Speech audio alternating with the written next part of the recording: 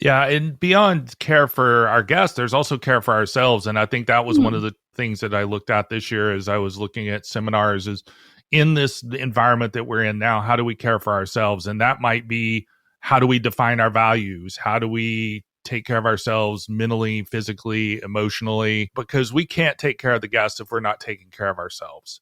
Beautiful. And in addition to that, there are things like what about the philosophy of what we do? So we have Julie Culkin coming in to talk about philosophy and wine and things like that, where we go beyond just the craft itself to how are we taking care of ourselves so that we can do what we do in an environment that is challenging. And I think there are several seminars this year that speak to that. Ciao, y'all.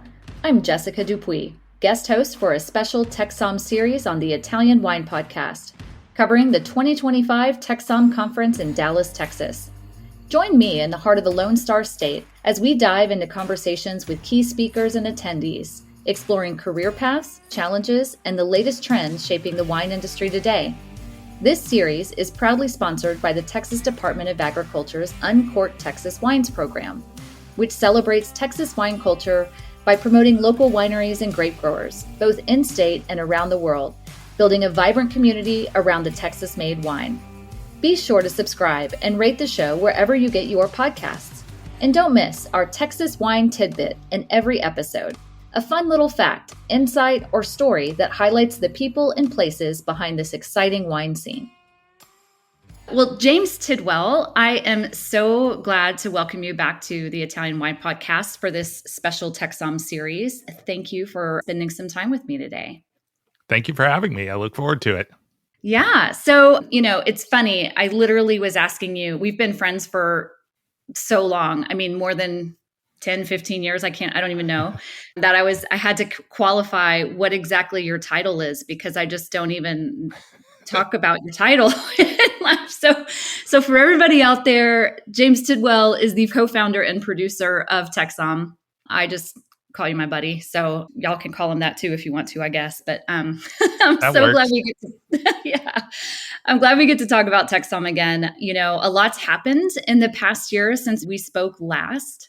And you guys have literally just officially kind of dropped the official speaker list for this year. You've got everything organized, so to speak. Maybe a little bit left to do between now and the actual conference. But how's it feeling? Like, how are you ready to go? Oh, we're never quite ready to go, but we feel good about it. Doing events is interesting. You never quite feel ready, but at the same time, we really do enjoy what we do, and it allows us to prepare by starting well ahead. So we're on track. We're on Yeah, track. that's good. Well, I'm excited to visit this year. And I think, perhaps the best place for us to start this conversation is based on kind of just what's been going on in the wine industry this past year. I feel like Right. as this producer of TEXSOM, you're kind of like this person that's constantly observing the field and aware of what's going on multiple levels because by nature that you're just a curious and interested person. And I'm just, I'm thinking it'd be interesting to kind of hear your perspective on some of the big issues that have really been hitting the wine industry this year. Yeah, well, I think we have multiple issues that are hitting the wine industry this year, from tariffs to the flooding in Texas and other natural disasters to just the downturn in wine drinking, so to speak. And some of the things have been really covered in the media. We don't necessarily address those directly in any one seminar at TEXSOM, but what happens is that we address them throughout seminars at TEXSOM. So you won't necessarily see a seminar directly related to tariffs, but that will be addressed in multiple seminars. And so that's how we tend to address things with our conference. I know other people do it in different ways, and we all have our ways of making sure that those areas are covered and that people are aware of what's going on. Certainly, there have been a lot of challenges in the industry in the past year or two. I suspect those will continue. So, part of it is preparing for that and this continuation. Uncertainty is such a difficult thing, you know, Yeah. and I think that the uncertainty around tariffs has been one of the major issues. Hopefully, once there's some resolution there, things will even out. Hmm. Yeah. No, I mean, I think we all hope that too. And certainly there's been a little bit of a yo-yo. You can use any sort of metaphor, yo-yo, pendulum, all sorts of back and forths, if you will, in terms of what to expect or how to allow people within the industry, whether you're an importer, distributor, retailer, et cetera, how to plan for your business, just general business. I'm curious, this year, as you're watching things like this happen, and you're thinking about how you want to curate the seminars for 2025, what are some of the themes or industry shifts that kind of stood out to you this year that you felt really could use some attention at TEXSOM? Like, what are some things that you felt like, were possible for you to really address based on the network of people that you're able to bring in? Well, some of it is back to the basics. So we have a couple of general tasting seminars. We have a seminar on service. I do read a lot. I tend to pull things from outside the wine world where, people like Glenn Adamson or Richard Sennett or others who've written on craft really have affected my view of how we do things in the wine world. And so we do have a couple of seminars on the basic craft of what we do. And I think that's really important when we're in an era that we're having to justify our existence. I mean, we are looking at AI generated wine lists and things like that now. So what are the important things that we do as sommeliers, particularly, and for that matter, retailers? It's not just sommeliers. There's so much retail now that is related to the same things that sommeliers do and vice versa, that I think taking it back to that craft perspective of serving wine, making sure that it's served correctly, making sure we know how to sell wine, making sure we understand how to buy wine, but then also understanding customer service and really making sure that the guest feels comfortable in what they're doing. That's the key, I think, to making sure that wine continues to be relevant, is making sure that the guest is comfortable with what we're selling. Yeah, I love that. This is one of the things that I think really drew me to TEXSOM and I mean, I'm not a floor sommelier or anything, but drew me to this industry was in the early years of TEXSOM, this idea of hospitality being so crucial to what it is that y'all do. And you can't replace hospitality with AI. And there's so many wonderful things and tools that AI could be used for that, perhaps one year a seminar on that could be important, maybe Yeah. not this year. But I think that the underlying reason that y'all do what you do is the hospitality. Of course, the wine is something you love and we're all passionate about, but what's the point of being passionate about wine if you can't get other people to also be passionate about it? And that involves this service, this care, this attention to detail that I think you guys, especially early on, really hit on so well with service demonstrations and how to taste and all of these things. I thought it was really, watching it over the years has been really fun. Yeah, and beyond care for our guests, there's also care for ourselves. And I think that was one of the things that I looked at this year as I was looking at seminars, is in this environment that we're in now, how do we care for ourselves? And that might be, how do we define our values? How do we take care of ourselves mentally, physically, emotionally? Because we can't take care of the guests if we're not taking care of ourselves.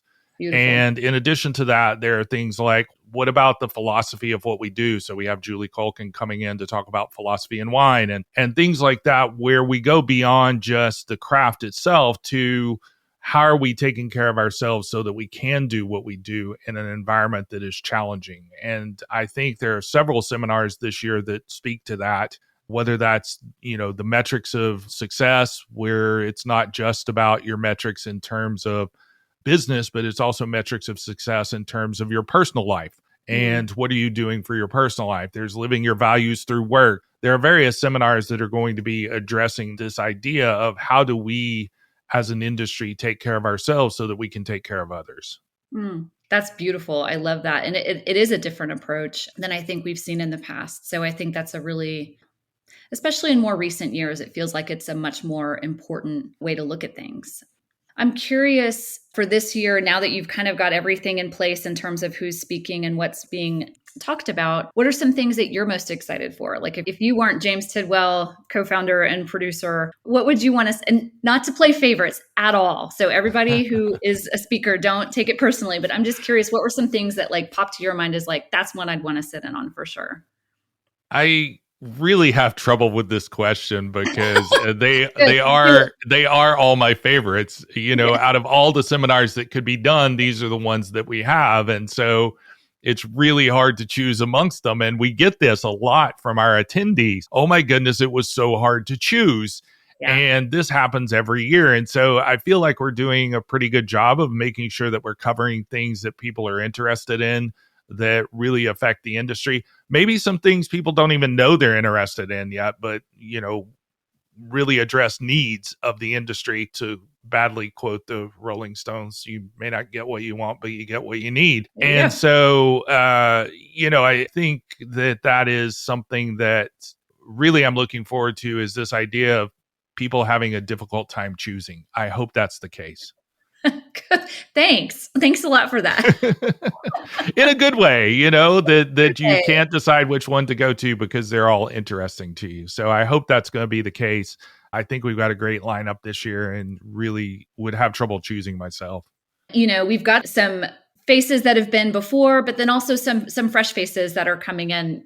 Who are some people that you were excited to be able to bring in that might be first timers to speaking at TEXSOM?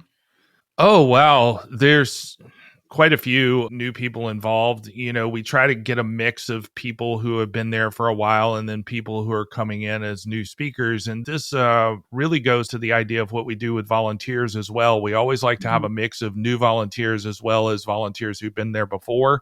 And to a certain extent, it's nice to see that amongst the attendee group as well. And so, to the idea of any of these, whether they're new speakers, new attendees, or new volunteers, the hope is that the people who've been attending in any of those capacities can help sort of introduce them to TEXSOM and what the idea of TEXSOM is, because I don't think that saying it's a conference quite encompasses what TEXSOM actually is.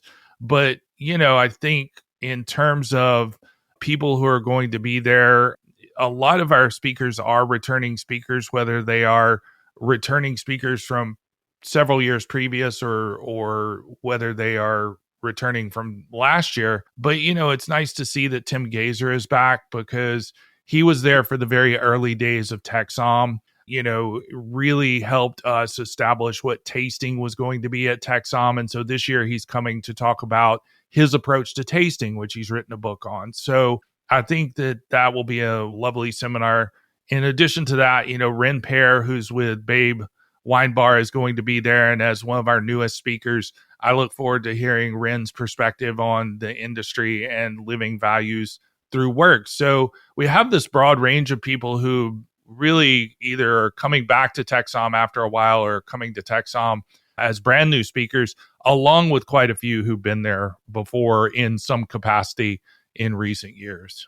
Yeah, I'm really glad that you brought up Tim Gazer because I feel like he was one of the first people that really inspired me to jump into all of this because he made the deductive tasting experience so approachable to me. And I love that you said at the beginning of this conversation, like in a lot of ways, we're getting back to basics on some of these seminars because it really is kind of our foundation for why we do what we do. And I think he's just such a marvelous vessel for kind of sharing that with people. And the book that he's written, I can't tell you how many times I've referenced it in the past couple of years. Yeah. It's not like I see all the books on the back of your in our background here in your library, which I know you're quite the collector. His book is a little tattered and not very pretty right now because I've used it so much. It's paperback, but I think that that's an example of someone who definitely has something to share that people can learn from. And selfishly, I'm also really excited that Julie Colkin is talking. Yeah. You mentioned her earlier, so for those that don't know, she'll actually be on one of the episodes that we do later, but she's actually a Texas wine producer. So for those that are unfamiliar, there is quite a Texas wine industry going on here. And that's part of who Julie Colkin is. But the other part is, she's a PhD, she's highly educated and really does have this great background on philosophy. And so I love that you've kind of brought that in. And I'm actually really I have to read, the name of her seminar is just Philosophy and Wine. It's a wide yeah, open I'm like, seminar. that could be anything. It That could could be be anything. It could be anything. And I'm leaving it up to Julie to address what she wants to address with that because she is the expert in the area. I will say, though, that things like authenticity often come up in our business. And Mm. authenticity is actually a huge philosophical exploration. And Mm-hmm. there are numerous books written on authenticity from a philosophical perspective. So I think there are Right. some interesting concepts like this that could creep into that seminar and really open up some minds about what we're doing with our industry. So I'm looking Yeah. forward to her seminar for sure. Yeah. And then the other one that I wanted to see about is the wine culture of Turkey with Dilek Kaner. Like, so cool, just because it's like we don't talk about Turkey very much. It's such a historic, important piece of the puzzle when it comes to the history of wine in Europe, et cetera. Like, what was kind of the thought behind wanting to spotlight this? And I mean, she's a perfect person to be doing it. Well, I've seen her present on Turkey before and really enjoyed it. It opened my eyes. I remember going there for wine the first time and really being blown away by the wines being produced in very challenging environment. And so Yeah. I think this speaks to some of what's happening in the US right now is how do we deal with a challenging environment as well when you're producing good wines, but there are challenges to selling them. And so I think that there will be several things introduced in that seminar along those lines. But I do think that in terms of just overall wine quality, there's surprising wine quality coming out of Turkey, not in terms of overall surprise at the quality, but rather that we don't see it very often. Yeah. And Yeah. so the Yeah. wines are imported. There are quite a few different importers of Turkish wine, but they tend not to be national importers. So you don't see them across the US like you see some other wines. And so I really wanted to do something that would introduce people to that idea of great quality wine coming out of an area that we don't always see, something new and different, and also this idea of producing wine in a challenging environment. Beautiful. I'm again personally excited about that one. So, and again, it's going to be hard to choose, but I wanted to at least highlight a couple of those. So, I'm just curious, we've talked about kind of the seminars and what's happening during the core of the conference, but I think also one of the things that you guys have always really excelled at is kind of, cushioning or bookending, and particularly right up front at the beginning of the conference, the opportunity for people to deepen their own education in wine through some of the certifications based on the different wine education and beyond wine education. I think you've had tea Oh, in yes. the past, so Yeah. so certifications. Talk to me a little bit about what's available this year that people can take advantage of if they can come a little early.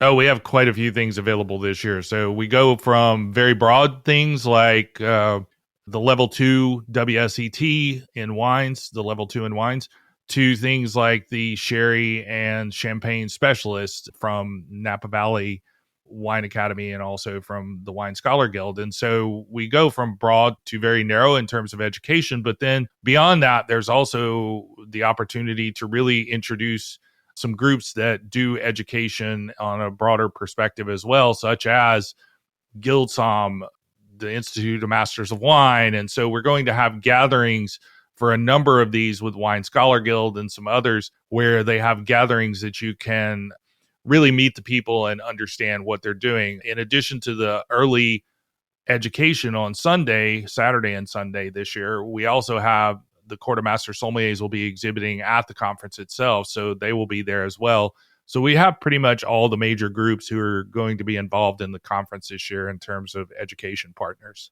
Yeah, I think it's good. And I would encourage people that are planning to come to try to check those out. I mean, that's where many years ago, just like the level one of the CMS, that, my Mm-hmm. first kind of taste into all of that. And I was hooked after that. I mean, I was hooked for probably the rest of my life. But I think it's a great service that you do by being able to offer that to people to get even more involved in the community. Well, we certainly try. We do want to make sure that people have other opportunities than what are in the conference. So it provides the opportunity for people to experience things that we may not be able to get to in the conference, but they Mm. can do as bonus education. And it is a good way to really come and introduce yourself to what's happening at TEXSOM by taking some of these earlier bonus education opportunities.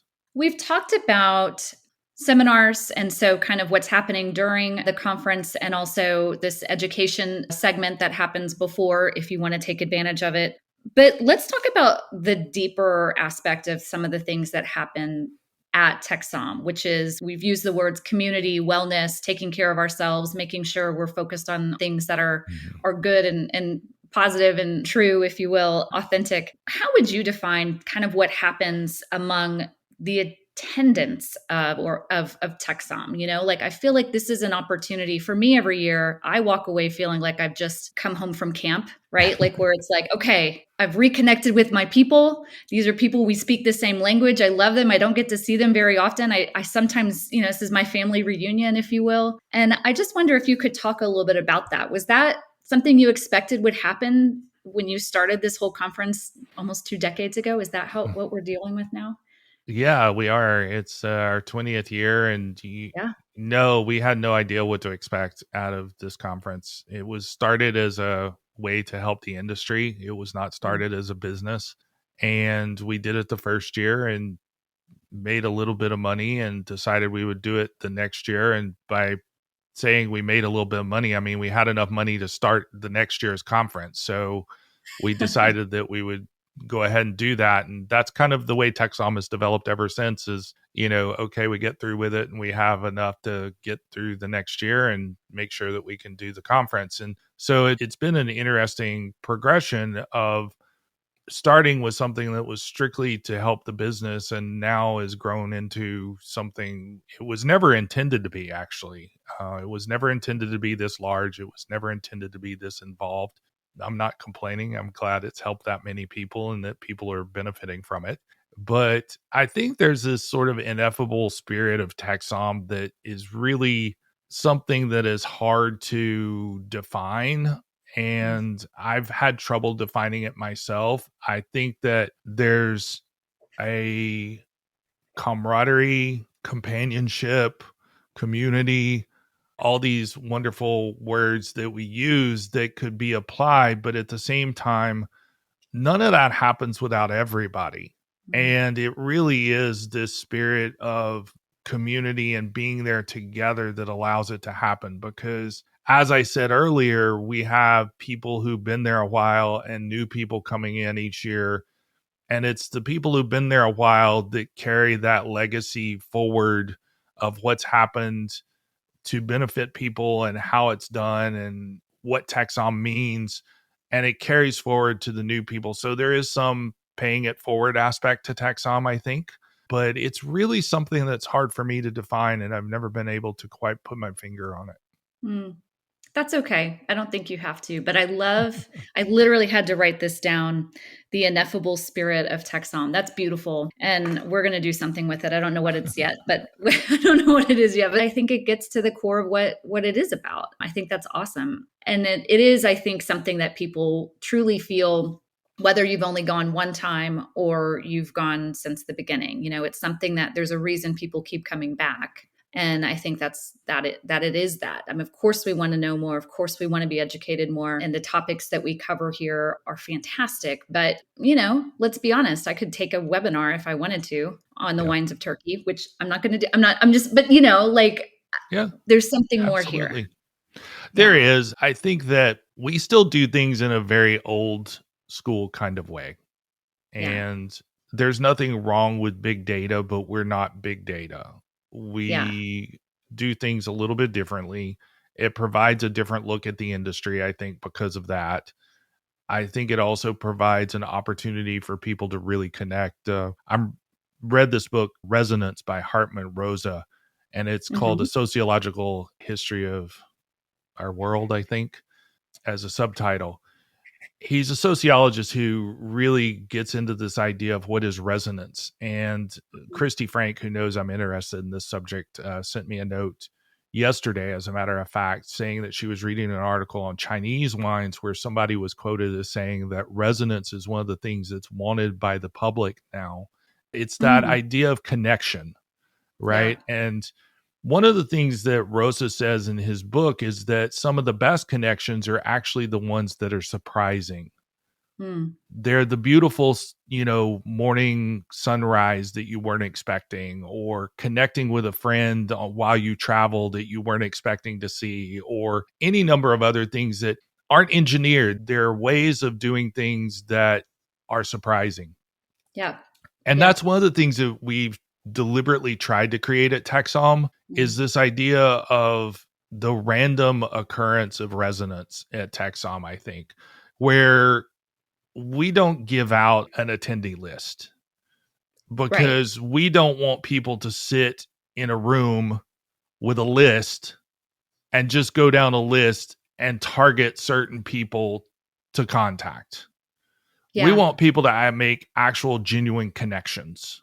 Yeah. And so that happens within the conference. And certainly people collect business cards and business details and all these things. And we encourage that, but we don't want it to become about data. Right. We want it to be about these connections because data is a huge benefit to our industry in so many ways. But going Yeah. back to what we do on the floor as retail specialists or as sommeliers, this is about people. And Yeah. so I think that's one of the things that we really try to concentrate on at TEXSOM is this idea of connection and resonance. That's beautiful. And it's working. And you do it. It does Thank you. happen. So I want to wrap up this with the big question of the day for me.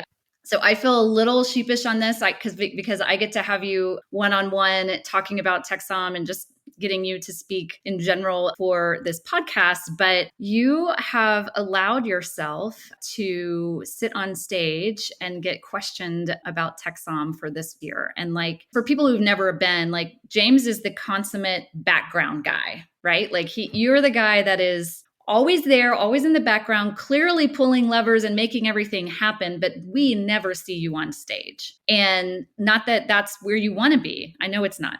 And therefore, the fact that you're actually going to be on stage for one of the seminars and have, the wonderful Elaine Chuck and Brown interview you about, well, everything TEXSOM. And I'm just curious, what made you say yes?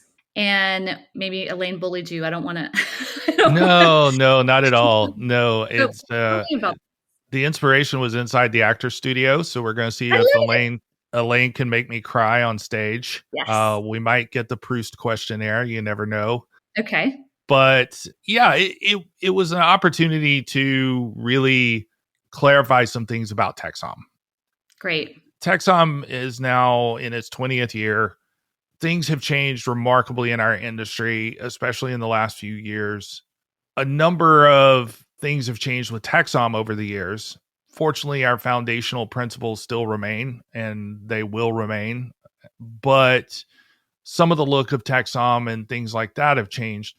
Consequently, there's lore around TEXSOM that sometimes is correct and sometimes isn't. And so Mm, I really wanted to be able to sit on stage and talk about how TEXSOM was created and why it was created, what we intended to do with it, how it's changed over the years, how that has hopefully helped the conference and the people attending it, because ultimately that's what we want is to help the people attending the conference in their lives. So it was an opportunity to really focus on some of the things going on with TEXSOM. I'm sure we'll get into some personal things too. Elaine is known for that. So we'll see how that goes. But yeah, I've decided to sit on stage for, I think, only the second time. I think I did an interview with somebody at one point many years ago, but it's been so many years ago, I don't even recall all the circumstances of that.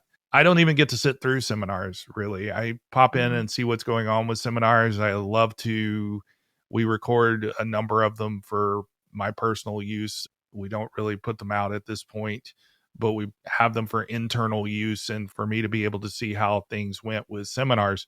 I really enjoy being able to hear those things. Unfortunately, I don't get to sit down and really see the seminars myself. I think the only seminar I've sat through the entire seminar was Serge Hochar in 2011 with Chateau Muzar. that So, was a good. That which was that was was a which was the seminar that put TEXSOM on the map for a lot of people. yeah. That was a memorable time. Yeah, and that was 6 years into the conference, but a lot of people really hadn't heard of the conference till then. I can't believe that was 6 years in. That's interesting. Yeah, because the first conference was '05, so that would have Yeah, been yeah, 6 years yeah, into it. yeah. Well, James, I am grateful for your time and grateful that we can share a little bit of a few tidbits about what's going to happen this year and what people can expect. But as we've kind of said here, like you really don't know what to expect unless you're, and you don't get to experience that unless you actually go. So For those that have heard of it and haven't been and have thought about going, I really hope that you make the effort to do it because TEXSOM is a special experience. And James, I'm grateful to you for carrying on through all sorts of things over the past 20 years. And also thank you for being willing to sit on stage this year because I think people will really get a lot out of what you have to say. Yeah, not my most comfortable spot to be in, but You'll be great. I'll endure. So You'll, yes, as TechSom has for 20 years. So we're looking forward to it. You know, there are several ways to be involved. You can volunteer that's right. applicate. Well, they're not really applications. They're just expressions of interest. So you can put your expression of interest in. You can attend. And of course, if you want to sponsor as a winery or a wine group, we would love to have that. So there are lots of ways to be involved in TechSom. And we'd love to see everybody there this year. Thank you for having me. I'm grateful, one, for our friendship and being able to do this, but also grateful for Italian Wine Podcasts and everybody involved for having me. Thank you. Yeah. Thanks so much, James. We'll see you soon. All right. See you soon. Thank you. All right.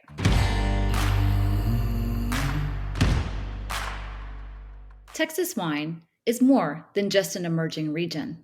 It's a living, breathing example of how tradition and innovation can collide in the best possible way. Over the past few decades, Texas has transformed from a curiosity on the fringe of American wine into one of the most dynamic, fast-growing wine cultures in the country.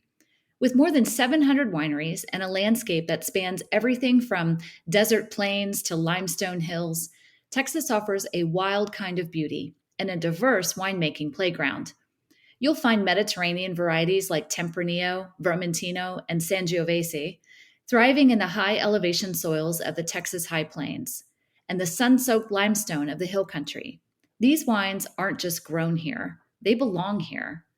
Winemakers aren't trying to copy Europe, they're drawing inspiration from it and making something distinctively Texan. And the best part? The Texas wine community is tight-knit, passionate, and deeply connected to place. From generational family growers to next-gen winemakers, they're not just building a wine industry, they're cultivating a culture. So, if you haven't explored Texas wine yet, consider this your invitation. It's bold, it's heartfelt, and like Italy, it tells a story with every sip. This series is proudly sponsored by the Texas Department of Agriculture's Uncork Texas Wines program, which celebrates Texas wine culture by promoting local wineries and grape growers, both in-state and around the world, building a vibrant community around the Texas-made wine. Be sure to subscribe and rate the show wherever you get your podcasts. And don't miss our Texas wine tidbit in every episode, a fun little fact, insight, or story that highlights the people and places behind this exciting wine scene.